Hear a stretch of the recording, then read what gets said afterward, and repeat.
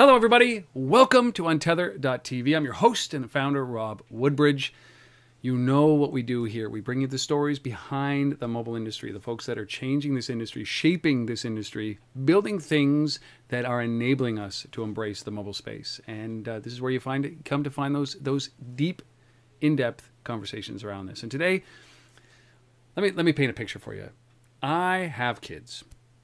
Many of you do as well. You were all kids, and do you remember just sitting there and just snacking on junk food? It was great. Yeah, I mean, I still wish I could do that. I'm 42 now, but I can't do that anymore where I take a big bag of chips or a big chocolate bar, or I drink pop like it's going out of style. Can't do that anymore. We all know that. But how do you educate your children without being preachy? How do you educate people about the contents of this food? Well, this is where mobile comes in, and this is what gets me so excited about the mobile opportunity. It's around educating anybody, not only just in North America and about what you're consuming, but also the things around the world. Mobile is educating kids that would never be able to be reached by education before. But here we are, we're focusing on the youth and focusing on how they can figure out how to teach them what's inside of a product, what's inside of the junk food that they're eating, what they're consuming. And there is a product like this. When we talk about how this can actually work, I want to bring in the founders of a company called Food and Me, and it's Frederic and Marta de Wulf. They're in Seattle. Frederic, Marta, welcome, welcome, welcome. Thank you for being here. I really appreciate it. Thank you. Thank you for having us on the show. Well, this is one of those things that I'm so fascinated by this, because when we talk about educating children and the impact that mobile can have on this is right in the middle of it. How to use mobile to eat healthier, how to educate children on what they are eating, and then how to change behaviors. And I think that's where you guys fit, isn't it? Yes, absolutely. We created Food and Me with the goal to empower families by making it fun for kids through a series of mobile apps, and practical for parents with a series of tools, mobile tools, where they can basically know what's in their food so they can make better decisions. Well, it's so important, and I've sat with a number of entrepreneurs who are in the space they've taken label hunting to the next level, where they've brought labels out and they've tried to decipher what's on it based on your diet or your dietary requirements. But this is one of the very first applications that I've seen that it's really about, you've turned it into a game, and you've kind of broken with the traditional nutrition layout, where it's not just a label that you're analyzing. It is about deep-seated behavioral change, about understanding what's inside of these products. So I love it. The product is called Smash Your Food. And I want you to just take a step back before we get into this. It's also, why are we talking about this app? Well, it won Michelle Obama's Apps for Healthy Kids contest, which is a seal of approval, I would say, a presidential seal of approval, which is pretty wonderful. We're going to talk about that. But before we even get into this, talk about Food and Me. What was the reason you started this? Why get into this? And we'll work up from there. I'm a nutritionist of 20 years, and I've worked with children and families and individuals, and it became very apparent that there were some grassroots fundamental nutrition concepts that families and children didn't know about. And so I wrote a curriculum and taught it to about 3,000 children, and we really realized, after talking with groups of parents and kids, what support that they needed and where they needed it. And they needed it in the home. They needed together as a family to work to live a healthier life. And so it was when one of my obese clients, she was gifted an hour with me, and her friend said, just teach her how to eat, please. And I started talking to her about some very rudimentary nutrition concepts, and she started crying and said, why didn't anyone teach me this in second grade when I started putting on weight? So that's when we started reaching towards the elementary schools, when the kids are still in their formative years and they're wanting to learn. So we found that while we're still getting them at that point in time, we can address their attitudes. A behavior change starts with an attitude change. So it's really looking for that change in attitude, then for them to choose why it's important to eat healthy. We know we can't make them eat healthy. They make those decisions. It was very exciting to see how Marta, and the style that she was teaching, there was nothing about what's good or what's bad. There was no demonizing of the food. It was more like, here's the food, here's what your body is, and here's the information. Now you decide. And teachers came to Marta and said, what did you do? You know, the kids are awake in the morning. They don't jump off the walls after lunch. And the head of the cafeteria said, what's happening? I have to change what we order. So when I saw this change, I said, Marta, you're doing some magic here. Why don't figure out a way to scale it to millions of families? Because we can't take you and put you in front of a million families. That's kind of too hard to do. And so that's why we decided to combine her talent in nutrition and my expertise with creating multimedia games and online services. And that's how Food and Me was born. Well, I'll tell you, you know, at least you're going to get in front of 10 more people, the 10 people who watch these episodes, right? Mostly my family, sometimes. I'm just joking. Hi, family. Exactly.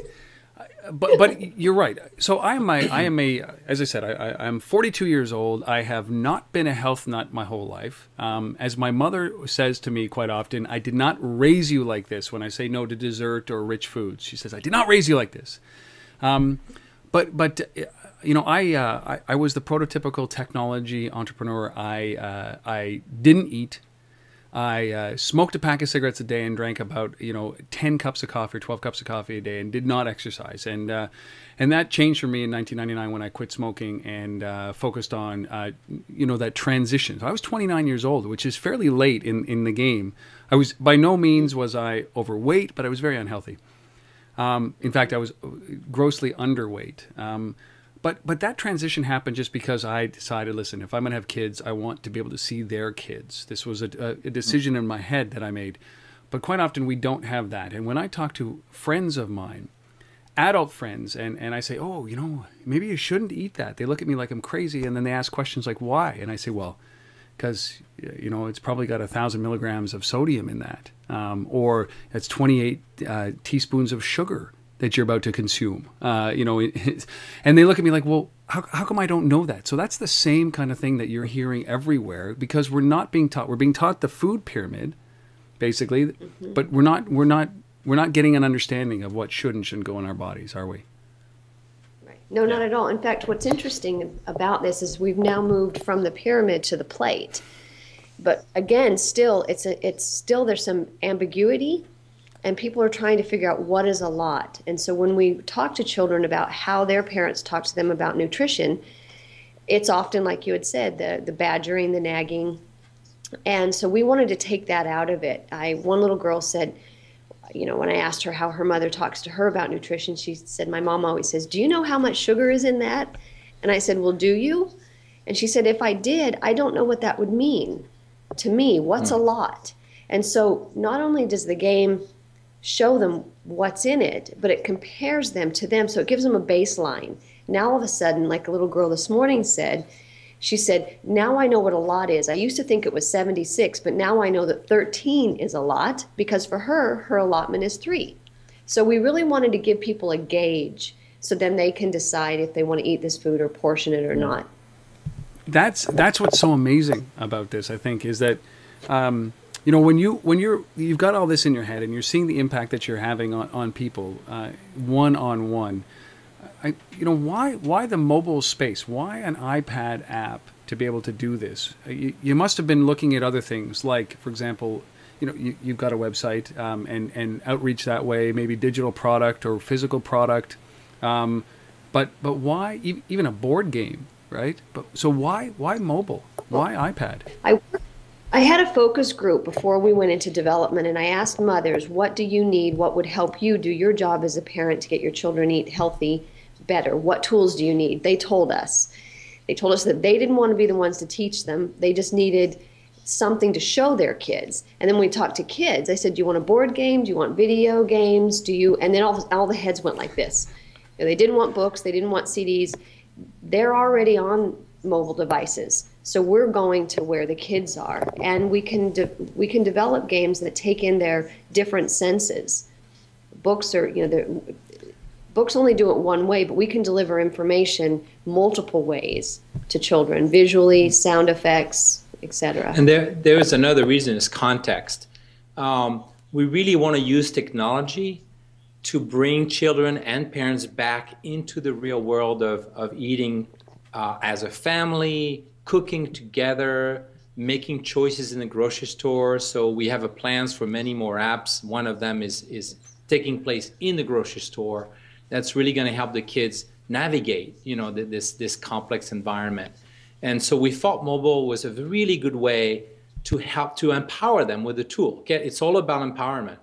We started with the iPad because we felt that for the age range we're looking at for, which is 5 years old to 12 years old, we felt that an environment where the parents and the child can sit together and play a game together, which is easiest done on the iPad, was a good way to start. But you're going to see us do iPhone version, Android version, Fire versions. You can also see us continue to do online versions. So the medium is important, but it's really a means to an end.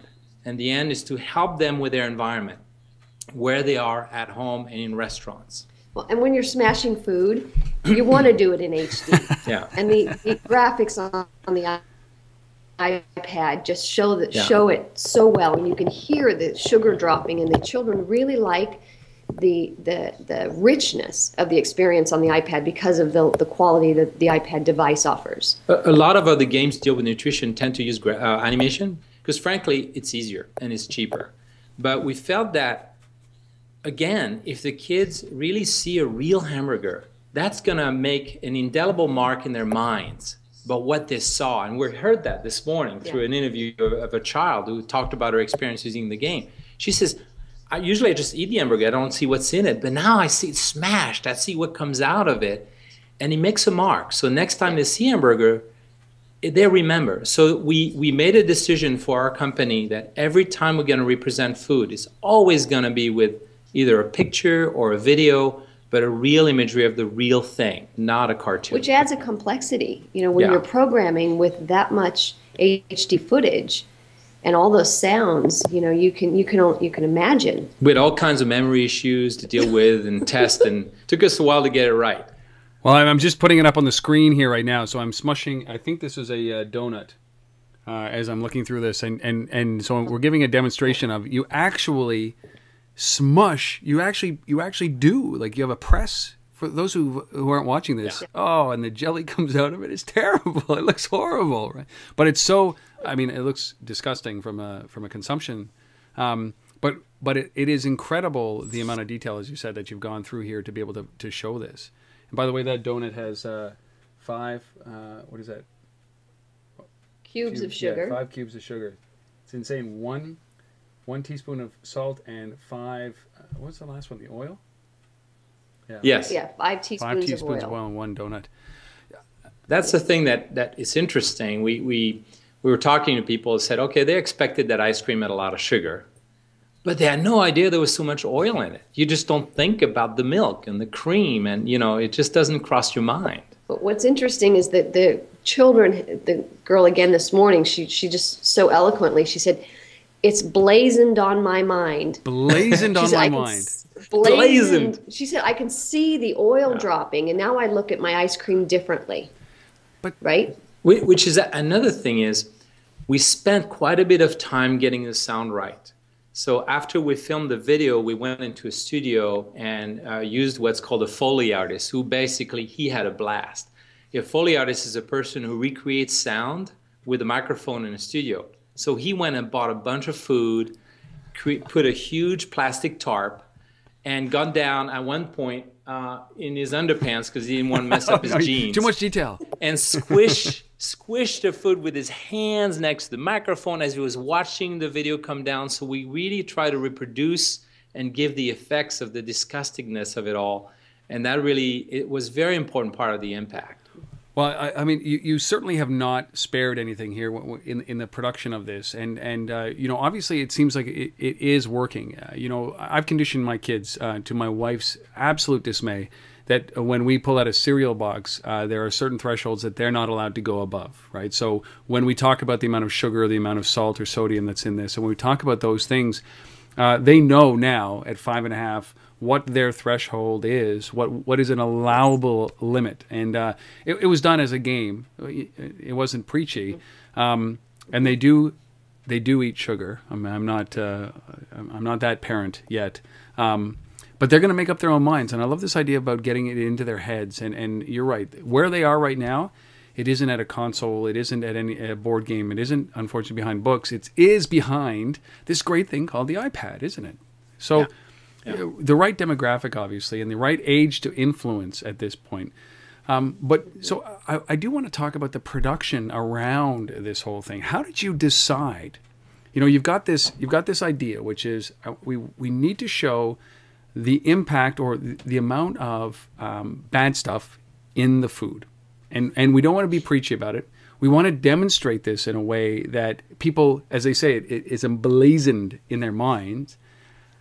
I mean, what was your process for this? When did you start the development of the iPad app? And how many times was there a false start before you found the right pattern or the right look and feel that led you down this path?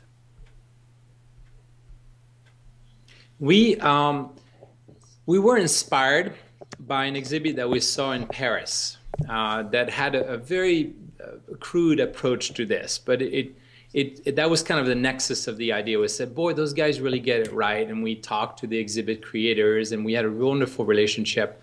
And from that, this idea of creating Smash Your Food was born. And we only had 5 weeks to enter the Michelle Obama contest. Wow. So there's something wonderful about a deadline, is it really forces you to think fast and just take some bold moves. And so we created this game in collaboration with our developer team that was in Paris. So we worked together. And it was very, very exciting because we knew what we wanted. We said, okay, it's got to be real, it's got to be fun, it's got to be gross. And we want to show the real amounts of sugar. It's not fake. It's got to show the real thing. So we put that out. And the first version of the game, which is still online at foodandme.com, is only for the competition with the Obama contest. Doesn't have any points, doesn't have any gaming element. It's just fun to smash. So we got an award that was actually given by the creator of he was one of the judges. One of the judges. What's his name? Yeah, it was Steve Wozniak, the co-creator of Apple, and then the founder of Zynga. Wow. They both loved the game. We heard through our channels that that was their favorite game, and that's why they voted for it and gave it an award. So that was kind of made us feel good, and we realized, okay, now let's take it to the next level. Let's make it available. Now we met the competition requirement. Let's make it available in a form that really makes sense. And so we got together with other younger designers that helped us think of the ways to make it more fun. Because it's a guessing game. It's just basically a simple guessing game. But how can we make it more fun? And how can we use the uniqueness of the iPad? And so we eventually settled on the pickers, as an interface to be able to meet the needs that Marta was looking for. She really wanted people to understand how much actual amount there is. Not just is it above or below, but what's the real count? And so we settled on that interface using the video, and then we create these levels. Which worked pretty well, and we've gotten a lot of feedback, and we are making improvements to the app to make it even more fun and probably easier to beat levels. So look forward to our release number 2 of the app that's coming up in about a month and a half, and you'll see some, hopefully we've listened a lot to people's feedback and made it better. All right. So I mean, was there anything that you guys did? You always have the idea of squishing it like that in the press, or was that just something that? I mean, it's so visual. It's so real. Yeah. Was there? You only had a very short period of time, and I think that's good, because you're forced to really streamline your ideas, aren't you? If you had a year to build this, you would be you would try to perfect it to the nth degree, and you might have turned down this idea. But I mean, when you thought about squishing it, were you always thinking about putting it in a vice and doing that? We were always thinking about using real food. We've decided within Food and Me we would always use real image, because when kids and families look at their plate, they see that food and they connect. So our goal is to connect virtual to reality. And for me as a nutritionist, I want them to see their food in a different way, as you know, be able to self-analyze and self-regulate and all of those wonderful things we would love for everyone to be able to do. But then Frederic said, well, let's show them. Let's take that real food, and Marta, you figure out what's in it, and I'll figure out how to squash it. And seeing him run around town and put all the makings together of this machine, which actually he developed from different components, it's fascinating. Well, you know, I mean, Marta could probably tell you I'm still 12 years old in many ways. Aren't we all, though? And I remember what it's like to be a kid. And I remember I have twins as well. We have twins that are older now. They're 26. But when they were little, boy, they loved to play with their food. There's nothing more fun, you know. And we wanted to give that ability for kids to do that, you know, without creating the mess and being chastised for it. It's just they can smash as much as they want. And I knew we had it when I showed it to kids through Skype, just like we're doing right now. And Skype is the best usability tool. And I saw their faces when they said, you mean I can actually smash this? And they smashed the food. It came down and their eyes lit up. And then they kept smashing it over and over and over again. So that was the fun part. And then the younger brother said, when it was time to guess, he said, well, I want to guess right. So he actually went in the closet, got a can of Coke, and said, okay, let's figure this out. And he looked how many grams there was, and I told them, because at the time it was a prototype, I said there's 4 grams per cube. And he computed it, and he got it right, and then it went, yes! You know, so we knew, okay, that's it. We got the 2 components. And it's a simple game, but it's effective in that way. Okay, so I got, you know, when you put this together like this, and then you do the testing and you launch the app, you know, really from a parent's perspective here, what did you hope it would do? What did you hope that it would start to, you know, change behavior? I mean, what was the impact that you guys were looking for? Ideally, for children to get a sense of what is a lot. You know, what's in it and what does it mean to me? So it's really you know, that simple, right? What you're not trying to do too much, like change eating behaviors. You're just putting context around amounts, right? Okay, here's what's in it. Now you decide. Right. And how is that going to impact me? You'll feel it over time. But what we all know, we can't make our children eat their carrots, you know, or we can. But they ultimately need to understand why it's important. So we want to empower children with the knowledge that they need to be able to make healthy decisions. And what we're finding is children will, when the opportunity arises again for them to order food, ask or request food, or going to get their own snack, based on what they're learning, they're making alternate decisions.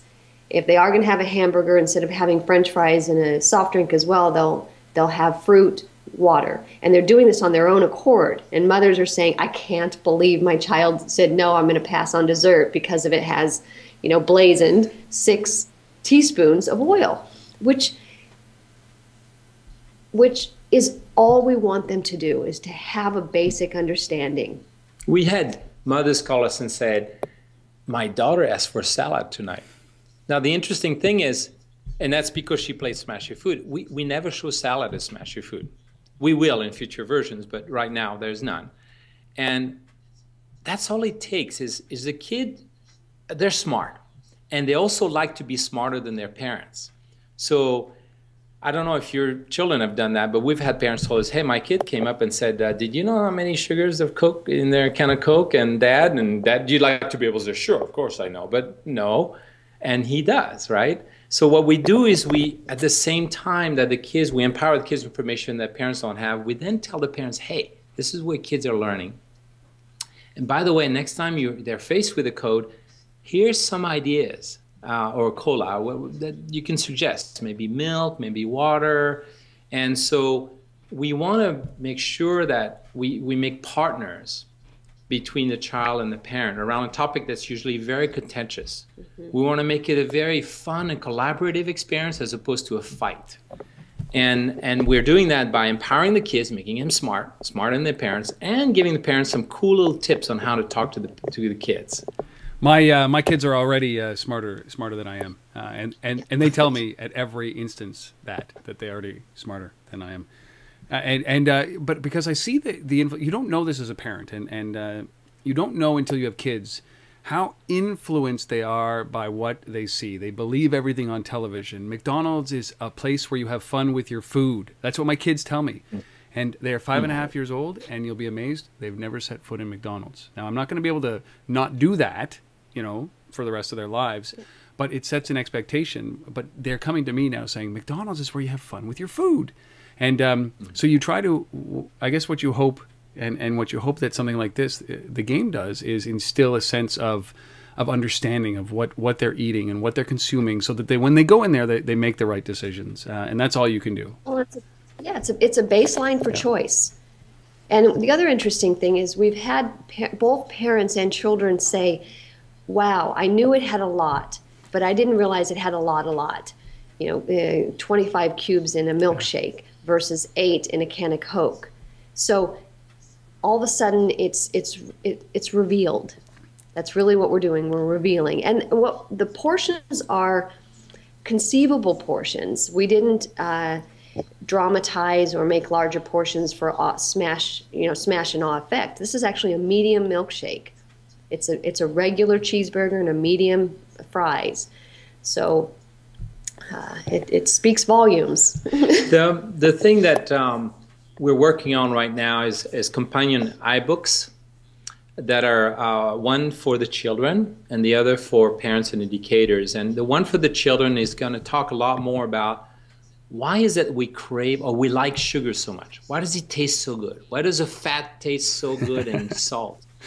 And we're going to talk about, when you were Tarzan and Jane in the jungle long ago, and you weren't driving around in cars, but you had to get your food and fight for it.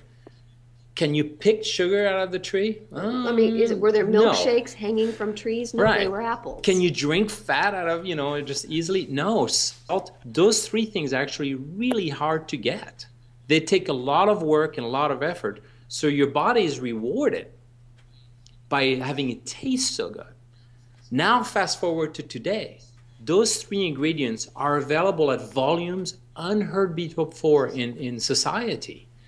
And in a way that the body doesn't know what to do with it. I mean, it does. It does what it's supposed to. It stores it because that's what it was designed to do. So we want the kids to understand that and go, that's how your body was designed. And in turn, today's world, it is confused. It doesn't know what to do. So you have to help it. And so we're creating this stuff so that the kids go, now I understand. Now I can make my own choices and take charge of my life. And the reason we're doing it with children is we rate a lot of studies. Once a child is 12 years old and is either overweight or obese, 80% of those children are likely to remain that way through the rest of their lives. And we know what the awful consequences of that are. So we're focusing on the children just before they reach that critical age and try to give them a chance to know what's going on and make the right choices for themselves. And what's neat about the technology and using technology is they can go from the game to an ebook. And they learn about sugar, but they don't really know what it is. So we're providing a companion for them to say, okay, well, what is sugar? Where does it come from? What is salt, etc.? One little girl said, I don't know what salt exactly is, but I know it kills slugs.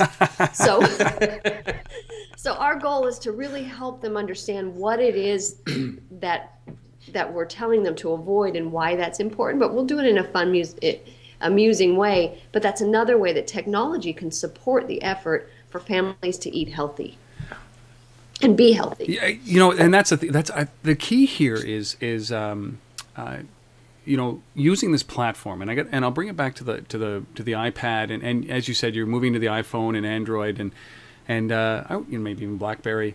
As I'm a Canadian, we got to support our Canadian companies. But when you do that, when you talk about behavioral change, this isn't body image issue stuff. This is ingrained. This isn't about being skinny. This is about being healthy and teaching a child that you can eat. Boy, can you eat! But you eat the right things, and you can eat all day, pretty much, right? I mean, everything in moderation, and it doesn't mean taking away everything and not eating sweets. It means, look, listen, you're educated enough to make a decision about what you should and shouldn't have, and that means it's going to involve a piece of cake or a donut sometime, donut hole.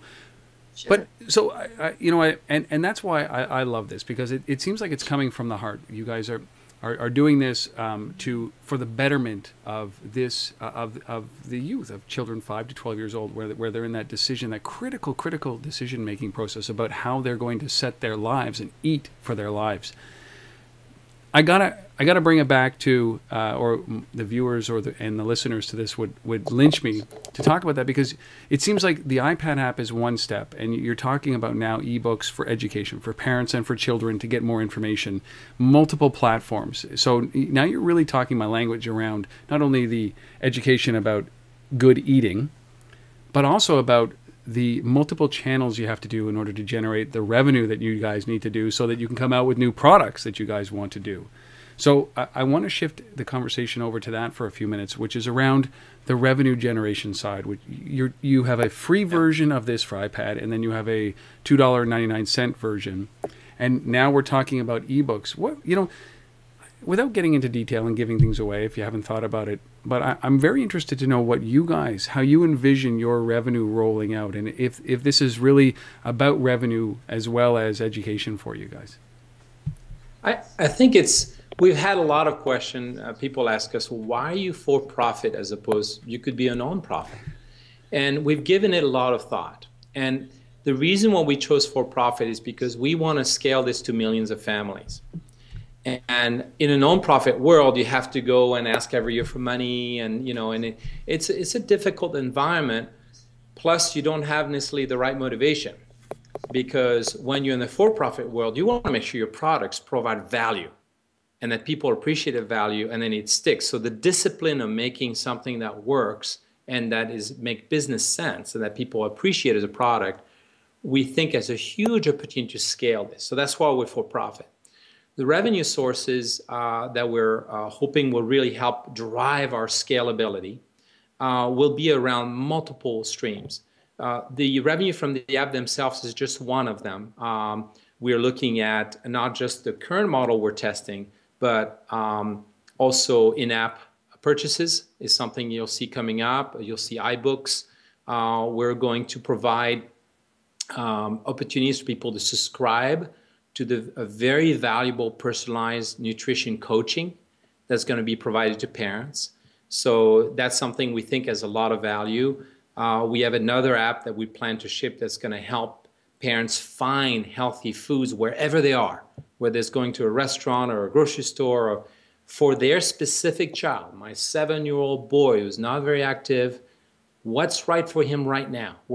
How can I feed him in a healthy way right here, right now? So we have a lot of plans around this. But in addition to that, we anticipate that as we gain critical mass, we're going to be able to start licensing this to other platforms, other mediums. We have a lot of characters like the avatars, the food faces, that have a lot of potential for this. We already licensed the game to 2 museums. The Yale Peabody Museum has a version of Smash Your Food in their exhibit called Big Food. Mm-hmm. And then there's a museum called Imagination Station in Toledo, who actually created a 10-foot tall version of Smash Your Food with real lights, a real handle kids can play. I'll send you a video so you can see it. It is amazing. And they just launched this 2 weeks ago. So licensing is going to be part of it. Merchandising, we want to give an opportunities for companies who have healthy foods that we know are good to have an opportunity to present it at the right time when the parents need it. So we think that's an avenue, but we're going to be very careful about how we do this. We're not a shield for companies. We just want to provide that as a valuable service for parents, and if it's helped the company at the same time, great. And finally, there's going to be opportunities down the road for advertising revenues as we grow in the social aspect, creating an environment for parents to talk together and so on. We're very protective of the children's privacy, extremely careful about respecting the rules that are in place and more to make sure that parents feel that this is safe for their children. Mm-hmm. Does that answer your question?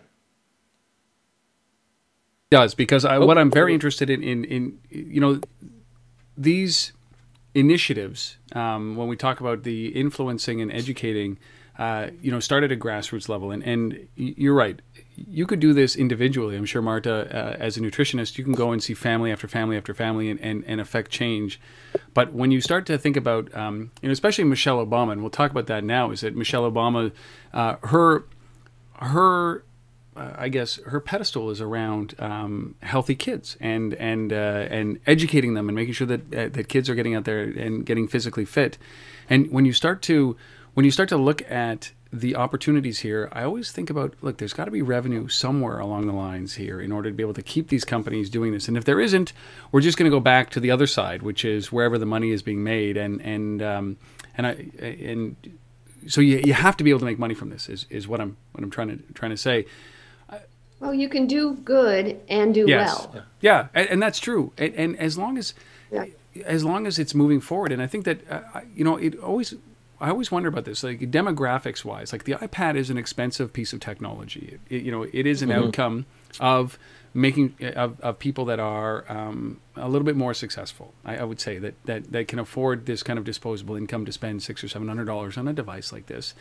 So and whereas there's a higher income typically of an iPad user than a non-iPad user, and typically higher income families eat a little bit better than lower income families would eat, just because oftentimes that's just the way that it works out.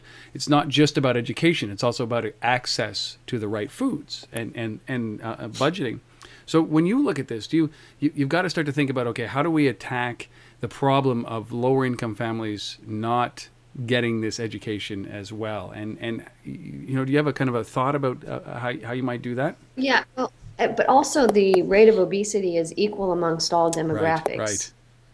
Affluent or lower income. It's pretty even. There's some little bit differences on a really low income families in some demographics and ethnic groups, but in general, it's across the board. So whether you're very wealthy or middle class, chances are 1 in 3 of the children in all those groups are facing that issue today. Well, and to answer your question about how we can be a broad reach even to those that don't have iPad, there is a free version of it online, and there will be for each of our games. We also have a group that we work with that works with children in the upper 85th percentile or clinically obese, and we're allocating a certain number of sales. We're going to give them free versions so that they can use it in their clinics and when working with these families. We had a collaboration with the YMCA and the Seattle Children's Hospital, who has a course that they've been teaching for 5 years now for children in the 85th percentile. And it was amazing. They're kids like all the kids. They just happen to be dealing with a weight issue, and they love the games. It makes them smile, it makes them laugh, and a topic that usually they're just getting guilt-ridden with, and it's almost like a stigma for them. So making them laugh and really empower them to take charge of it makes a big difference for them.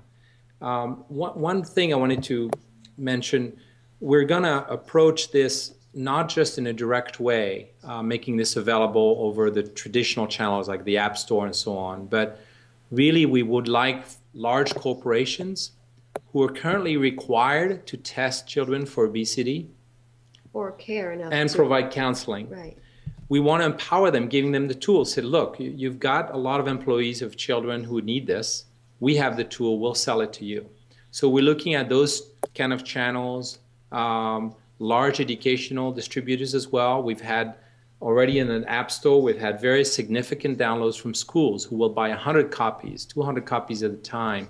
So we're really looking at a multiple channel approach, where direct is probably going to be a minority percentage of our revenue. The majority will be through large entities who have a need to educate either their employees, their students, or in the case maybe even grocers or retailers, their customers. Well, and a desire. There are many companies out there that also have a desire to do good. and they want their employees healthy. They want them to know, and they're looking for the tools to help them as well. Well, it makes business sense for them. Microsoft invested millions of dollars in helping people losing weight because they realized for productivity it was essential for them.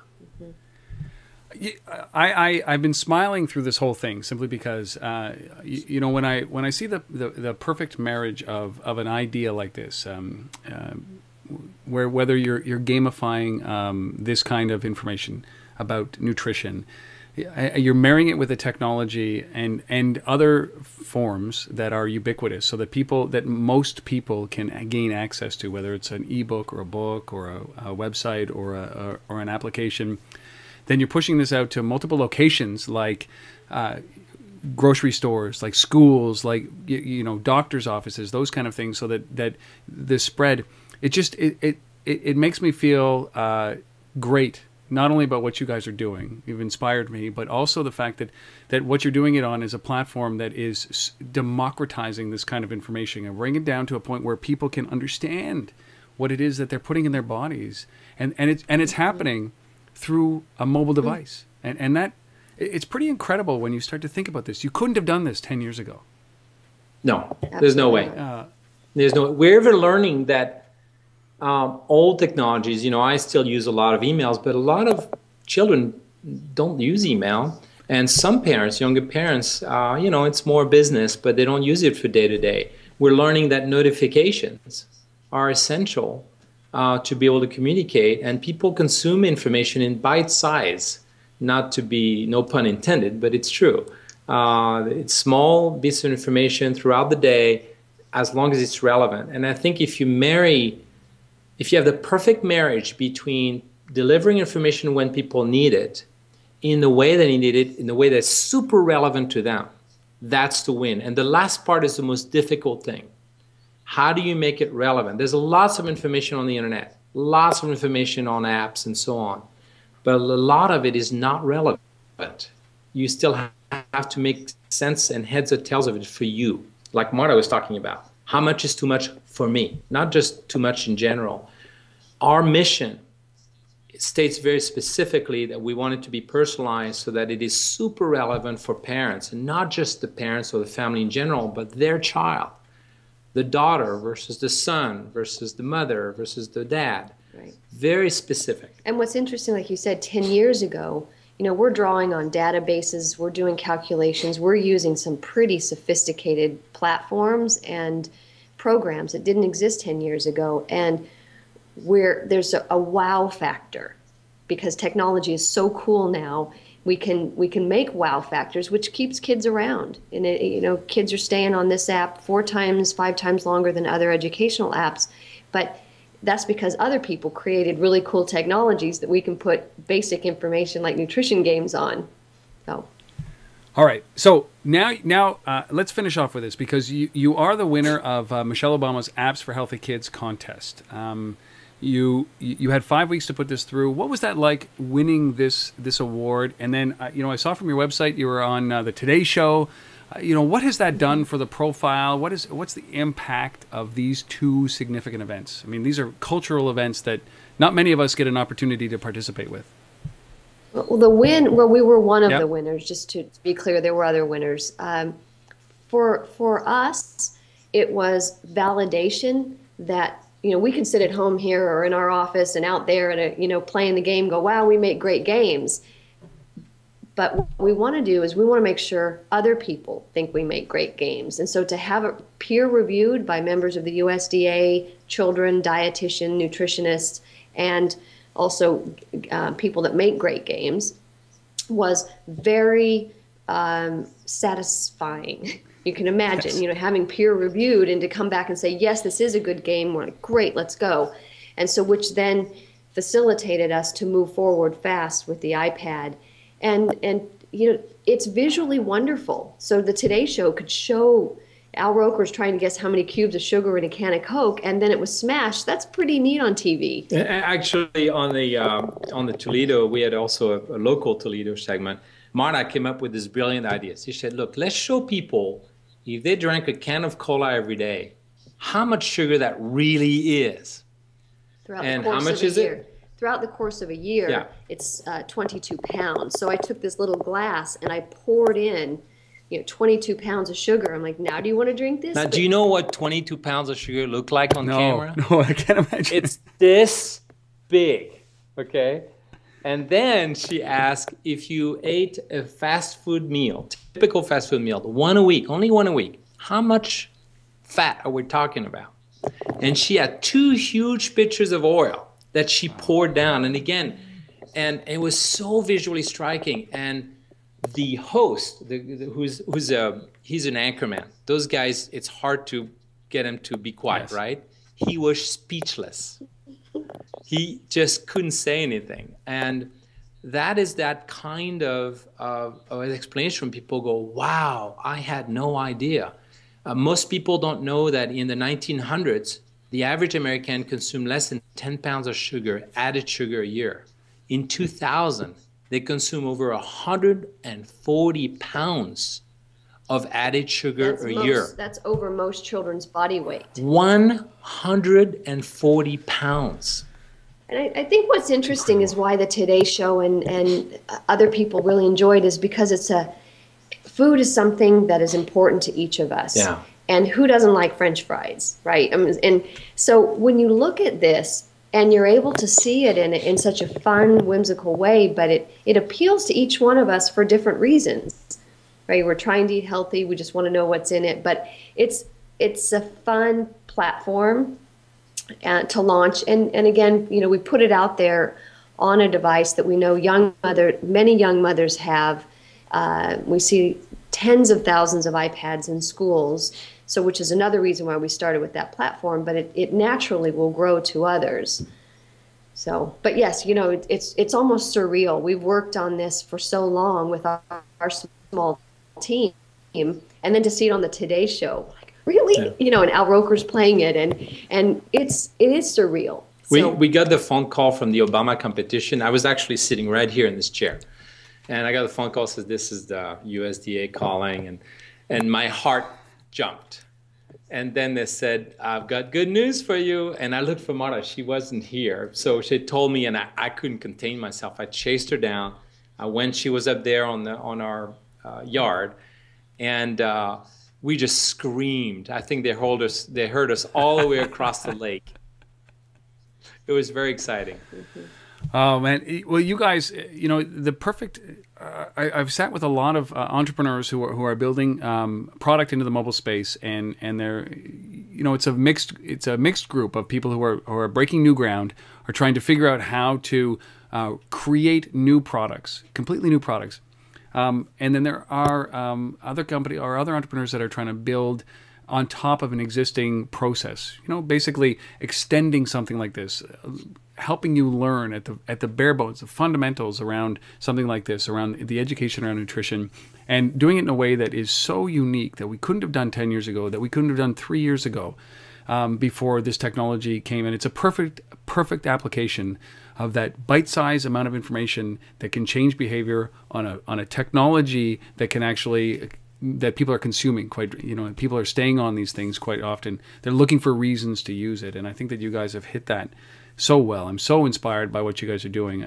My kids, I love watching my kids play with your game, because it really does. It's fun to watch French fries getting smushed, or a jelly-filled donut getting smushed and it oozing out onto it. It's very, very, very impactful. So if people are looking for you guys, where should we be sending them to find out more information about this? Right now, the best place to go is smashyourfood.com. Smashyourfood.com. Smashyourfood.com. Or in the iTunes store, just put in Smash Your Food, and Smash Your Food HD pops up, and there it is. There it is, and you can see it. I'm pulling it up right now, and just from the screenshots from the iTunes store, and you see a cola. Literally, you'll see there it is on the screen. If you're not watching this, you're missing out. It's basically being crushed. A can of cola is being crushed, and then it'll show you the sugars, the salt, and the oil in there. And it's so visually appealing. I implore you guys who are out there, go and download this. There's a free version where you can get a sense of this, but then go spend the $3. And if you're in a school somewhere, if you're a parent and you're concerned about this, go and convince your school, your board of education, to bring this in to the school. My kid's school, once a week, somebody walks through the classroom with an iPad. Forget Angry Birds. Put this on it. This is how we affect change. This is how we can educate. And so I'm so impressed. I'm so impressed. Thank you guys for doing this. Thank you. Thank you. Thank you very much. Wow, wow, wow. Hopefully you guys are impressed out there who are watching and listening wherever you are. You know, with Frederic and Marta, what they're doing here with mobile is something that we should all be doing with mobile, which is looking at ways that we can change behavior, the way that we can bring this into our lives for the better. And this is certainly something that Smash Your Food has done. Yeah. So go to Smash Your Food. And yeah, do good. it is. And do good. I'm very enthusiastic when I run across something like this. So it's exactly why I was very happy to have you guys on the show. So go to smashyourfood.com. Go to iTunes. Download this. Look forward to additional apps, additional platforms coming in the near future from you guys. But thank you guys for being on the show. Really appreciate it. Thank you. And we hope you have a smashing rest of your day. Nice. For you guys who are out there listening, watching, wherever you are, whatever you are doing, thank you so much for taking some time and listening to this or watching this. It really means a lot. If you have any feedback, please reach out. Untether@gmail.com. Untether@gmail.com. I respond to all my emails. If you have a suggestion, if you have any guests that you think that should be on here, if you have a story about using Smash Your Food, bring it. If you have a health-related story. And if you'd like to get in touch with either Marta or Frederic, reach out at untether@gmail.com. I'll make sure that they get your questions. But please, keep coming back. I really appreciate it. Marta, Frederic, thank you so much for doing this. Thank you. Thank you guys all for watching. We'll see you next time on untether.tv. See everybody.